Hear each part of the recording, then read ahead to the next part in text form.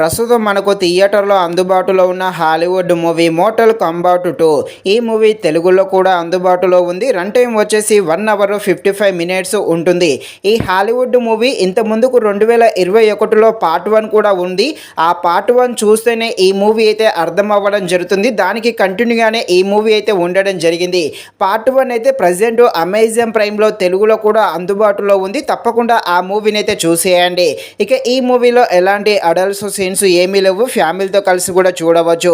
ఇక ఈ మూవీ మాత్రం చాలా బాగుంది. ముఖ్యంగా యాక్షన్ హాలీవుడ్ ప్రేమికులు ఉంటారు కదా, అలాంటి వాళ్ళకి ఈ మూవీ అయితే బాగా కనెక్ట్ అవ్వడం జరుగుతుంది. ముఖ్యంగా యాక్షన్ సీన్స్ అయితే చాలా బాగున్నాయి. సో తప్పకుండా ప్రతి ఒక్కరైతే ఈ మూవీని థియేటర్లో చూసేయండి. యాక్షన్ థ్రిల్లర్గా ఉండే ఈ హాలీవుడ్ మూవీ ఎలా ఉందో అనే విషయం తెలుసుకునే ముందు ఇంకా ఎవరైనా మన ఛానల్ని సబ్స్క్రైబ్ అండ్ లైక్ చేయకుండా ఉంటే తప్పకుండా మన ఛానల్ని సబ్స్క్రైబ్ అండ్ లైక్ చేసి కాస్త నాకు సపోర్ట్ చేసేయండి.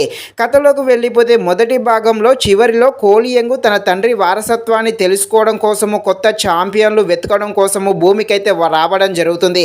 ఇదే సమయంలో భూలోకానికి మళ్ళీ ఒక ప్రమాదం అయితే రాబోతుంది.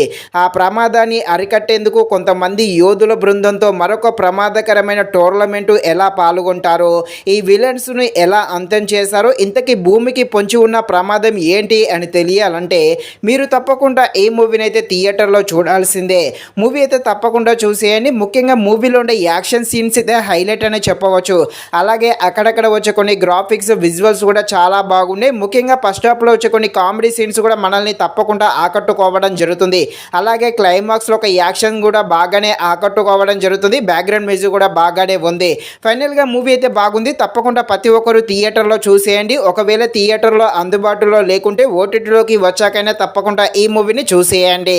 ఇది ఫ్రెండ్స్, మరిన్ని ఇలాంటి వీడియోస్ కోసం మన ఛానల్ని తప్పకుండా లైక్ అండ్ సబ్స్క్రైబ్ చేయండి. Thank you watching this video. జై హింద్.